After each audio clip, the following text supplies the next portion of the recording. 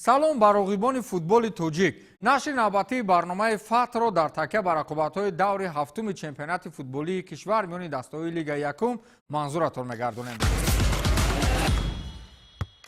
даври ҳафтуми лигаи якуми кишвар муҳимтарин рақобатҳо ва ҷолибтарин лаҳзаҳоро дар бар дошт. гап сари он аст ки дар ин давр дар яке аз бозиҳои марказитарин миёни Саразми Панҷакен ва Сарои Камари Панҷ лидерӣ дар ҷадвали чемпионат муайян мешуд. кадоме аз ин тимҳо ғалаба мекард, баъди даври ҳафтум мо он дастаро дар садри ҷадвал медидем. бозии тимҳои мазкур бо тамоми интизориҳои мухлисон арзанда буд ва мо баъдтар ба ин мавзӯъ бармегардем. бозии марказии дигар миёни дастаҳои Шодмони Ҳисор ва Ҳулбуки Восеъ буд. дар ин рақобат низ интизориҳо нисбати натиҷаи бархурд зиёд шуд.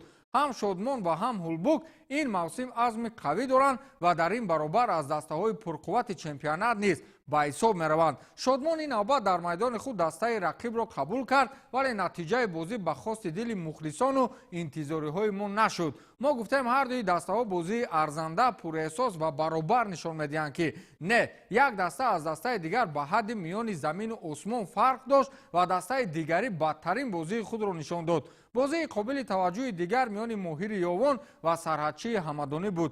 имсол Сарҳадчӣ тамоман бо рӯҳия ва сабку услуби хоса ба майдонҳои футболи лигаи якум ворид шуд ва Моҳир бошад 2 соли охир ба дастаҳои пурқувваттарини чемпионат шомил гардидааст. имсол бо омадани Мубин Эргашев ба ин даста андешаҳо нисбати чемпионии тими мазкур афзудааст. аз ин хотир ҳар рақобати Моҳир акнун мавриди таваҷҷӯҳ қарор мегирад ва натиҷаи бозӣ низ аз ҷониби мухлисон талаб карда мешавад. рақобат ҳарчанд барои ҳарду хеле мушкил сипарӣ шуд, вале билохира дастаи Сарҳадчӣ тавонист аз уҳдаи шикаст додани ин тим барояд. бо ҳисоби минималии 1-0 дастаи ноҳияи Ҳамадонӣ ғалаба кард ва мавқеи худро боз ҳам дар ҷадвали мусобиқа мустаҳкамтар сохт. бозии дастаҳои Душанбе ва Рангони ноҳияи Рӯдакӣ боз ҳам бо сабаби баргашти ба тақвим номувофиқи бозингарони 17-сола аз ҷоми Осиё барпо нашуд. хулас дар мавриди ин ва чанд мавзӯъҳои муҳими дигари рақобатҳои даври ҳафтум дар давоми барнома ҳарф хоҳем зад. нахуст шурӯъ мекунем аз рақобати ҷаззоби дастаҳои Саразми Панҷакен ва Сарои Камари Панҷ ки воқеан ҷаззоб, пурэнержӣ, зери борони ҷадид ва миёни тӯдаи мухлисони ҳарду даста баргузор шуд. рақобати асосӣ ки буд аз ҷониби мухлисони ҳарду тараф ва намояндаҳои дастаҳо нисбати хулосаи доварон дар чанде аз фурсатҳо баҳсу норозигиҳо ҳам буд, аммо дар асл худи рақобат то ҳадде сония ба сония ба қавле сахт мешуд ки боронҳои дирӯза ба ҳадди сурати ин бозӣ шадид набуд. хулоса мо барои инъикоси ин рақобат ба шаҳри Панҷакен рафта будем ва бо чашми худ дидем ки ду дастаи аввали ҷадвали мусобиқа ва феълан ду тими пурқувваттарини чемпионат ба кадом натиҷа ноил шуданд. бозии дастаҳои Саразми шаҳри Панҷакен ва Сарои Камари ноҳияи Панҷ дар даври ҳафтуми чемпионати Тоҷикистон оид ба футбол миёни дастаҳои лигаи якум аз бозиҳои асосии давр буд, чун ё Сарои Камар бояд дар садри ҷадвал боқӣ мемонд, ё Саразм ин зинаро аз дасти рақиби азалияш мегирифт. дар арафаи рӯзи ҷаҳонии футбол сараввал наврасону ҷавонони футболбоз аз дастаҳои ҳаваскор ва мактаби варзишии шаҳри Панҷакент ба майдони футбол омада буданд. ҳамчунин аз ҷониби дастаи Саразм ба шакли анъанаи мардумӣ ба сифати тӯҳфа миёни мухлисон шумораи зиёди тӯбҳо ҳаво дода шуд. ҳоло рақобат оғоз нашуда обу ҳаво аз номусоид будани худ дарак медод. ба ин нигоҳ накарда шумораи мухлисони зиёд ба минбари майдони марказии шаҳри Панҷакен омада буданд ва рақобати мазкурро бесаброна интизор мешуданд. дастаи Сарои Камар ки яке аз сермухлистарин тимҳои лигаи якум ба ҳисоб меравад, шумораи зиёди мухлисонашро ба бозии сафарӣ бурда буд. инҷо ғайри оне ки ду даста барои садри ҷадвал мубориза мебурданд, ҳамчунин барои фазои футболи бошгоҳи Сарои Камар дар ҳамон вақту соат як фоҷиаи ғайри чашмдӯш ба миён омад. Зури Зикриёев, собиқ мураббии даста ва ҳамчунин нафаре ки дар рушди варзиши ноҳияи Панҷ саҳми бузурги худро гузоштааст, аз олам чашм пӯшед. ин шояд ба рафти рақобати мазкур таъсири равонӣ гузошт. хулас бо ҳамин гуна рӯҳия рақобати мазкур шурӯъ шуд. аз аввал маълум буд ки ҳар дуи дастаҳо ба истлоҳ хислати хоси худро нишон медиҳанд.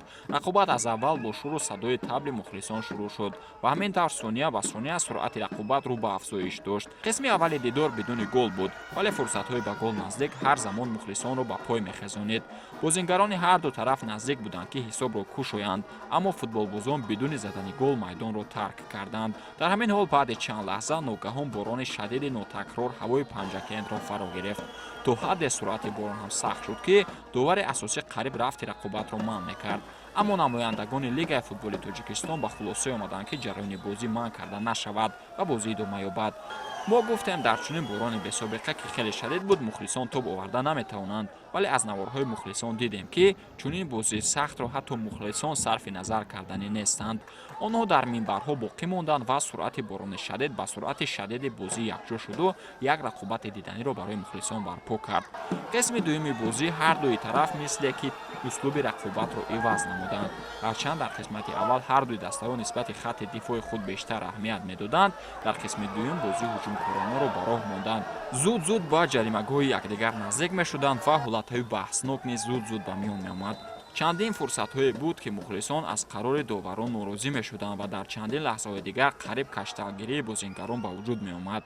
дар чунин лаҳзаҳои ҳассос барои Шодибек Ғаффоров бозингари тими Сарои Камар имконияти хуби голзанӣ ба вуҷуд омад ва бозингари таҷрибадори даста онро хуб истифода бурду ҳисоби рақобатро кушод.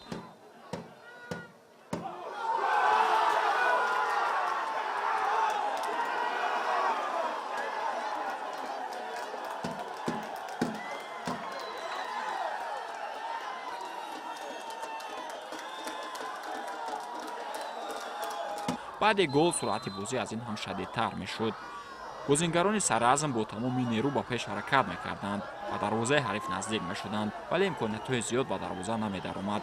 то дақиқаи 85-уми дидор бо ҳамин тарз бозӣ идома меёфт ва барои бозингарони мизбон барои худ зарбаи кунҷӣ кор карданд. эҳсон Чалаев тӯбро ба бозӣ даровард ва Хайём Зиёев онро бо сар дохили дарвоза кард. дигар шодию нишоти мухлисони дастаи саразмро ҳадду канор набуд.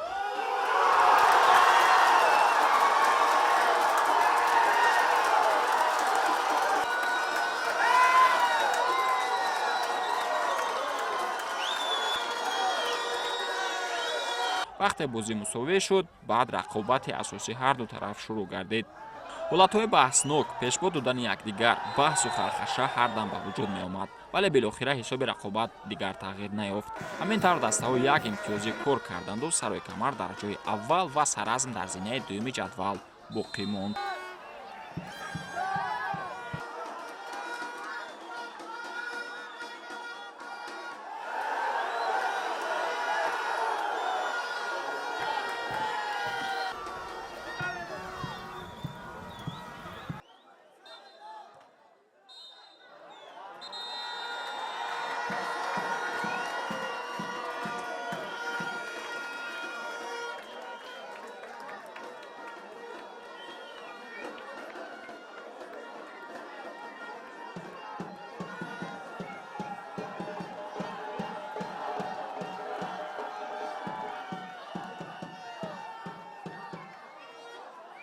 дастаи Саразм хеле бозӣ як характер нишон дод, як бачаҳо меҳнат карданд, дар обу ҳаво нигоҳ накарда. дастаи Сарои Камарам гуфтаниам ки дастаи хеле хуб аст. бозии якум қисмба беҳтар бозӣ карданд, қисми ду мо бозӣ кардем, барои ҳамин ҳисоби бозӣ дуранг 1-1 шуд. гуфтане ки дар оянда дастаи Саразм ният дорад ба натиҷаҳои назаррас расем, мақсадҳои калон дорад. мо мураббиён кӯшиш мекунем ки бозии хубро нишон диҳем. рақобати дастаҳои Панҷшару Масчов низ дар ноҳияи Ҷалолиддини Балхӣ аз бозиҳои серголи даври ҳафтум буд. мухлисони ин даста ба таври ҳаваскорона рафти рақобатро барои мо сабт карданд, аммо мутаассифона ғайри ду гол лаҳзаҳои ҷолиби дигари бозиро сабт карда натавонистанд. гап сар ин аст ки рақобати дастаҳои мазкур пурра бо бартарияти комили дастаи Панҷшар сипарӣ шуд. ҳарчанд дар қисми аввали дидор ягон футболбоз ба задани гол даст наёфт, вале дар қисми дуюми рақобат бозингарони дастаи Панҷшар тавонистанд аввалин шуда ҳисоби бозиро кушоянд. муҳаммадҷон Шафиев голи аввалини дидорро зад ва ҳамдастаҳои ӯ 4 голи дигар ба самар расониданд. дар охирин сонияҳои бозӣ футболбози дастаи Масчо Фирдавс Иброҳимов ба қавле голи шармшикани дастаашро ба ҳадаф расонид ва рақобати мазкур бо ҳисоби 5-1 хотима ёфт. акнун як маротибаи дигар натиҷаи рақобатҳои даври ҳафтуми чемпионати футболии кишвар миёни дастаҳои Лигаи якумро бароятон мегӯем. дастаи ҷиликул дар майдони худ тавонист дастаи Исфараро бо ҳисоби 2-1 шикаст бидиҳад. дастаи Сомон бошад дастаи Шоҳмансурро дар майдони худ қабул кард ва бо ҳисоби 3-1 мувоҷиҳаи шикаст намуд. дастаи Рангон ва Душанбе дар боло ишора кардем ки бо кадом сабаб рақобаташон баргузор нашуд. хулас дастаи Нурак бошад дар майдони худ дастаи Рахшро қабул кард, вале меҳмонон тавонистанд ки ба дарвозаи мизбонон 2 голи беҷавоб зананд. дастаи Моҳир бошад дар майдони худ аз дастаи Сарҳачӣ бо ҳисоби 1-0 шикаст хӯрд. дастаи Панҷшер бошад дар майдони худ дастаи Масчовро бо ҳисоби 5-1 шикаст дод ва Саразму Сароикамар чӣ гунае ки дар боло гуфтем бозиро мусовӣ 1-1 карданд. дастаи Шодмон дар майдони худ дастаи Ҳулбугро қабул кард ва тими ноҳияи Восе ба дарвозаи дастаи Шодмон 5 гол зад ва Шодмон бошад билохира ба задани 1 гол даст ёфт ва ҳисоби рақобати мазкур 5-1 ба фоидаи дастаи Ҳулбуг хотима ёфт. акнун таваҷҷӯҳ мекунем ба ҷадвали мусобиқаи лигаи якум ки баъди даври ҳафтум чӣ гуна шуд. хуб, дастаи Сароикамар дар мавқеи аввал бо 17 имтиёз боқӣ мемонад. дастаи Саразм 16 имтиёз дорад ва дар зинаи дуюм аст. дастаи Сарҳачӣ бошад 14 имтиёз дар 7 давр ҷамъоварӣ кардааст ва дар зинаи сеюми ҷадвали мусобиқа қарор дорад. дастаи Панҷшер бошад дастаи чоруми ҷадвали мусобиқа ба ҳисоб меравад ки то ин дам 13 имтиёз ҷамъоварӣ карданд. дастаҳои Норак ва Исфара дар 7 давр ҳатто 1 имтиёзам ба даст наоварданд ва дар охирин хонаи ҷадвал қарор гирифтанд.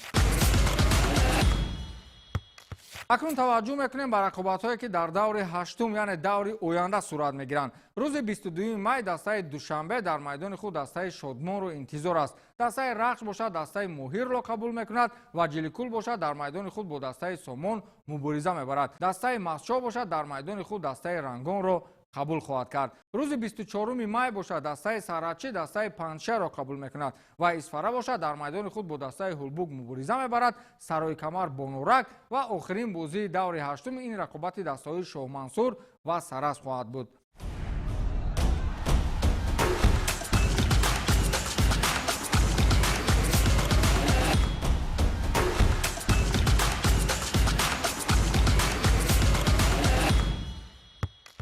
ин нашри навбатии барномаи фат буд ки онро ман Фирдавси Хурсанд бароятон шарҳу тавзеҳ додам. то нашри навбатии барнома пирӯзу поянда бошед.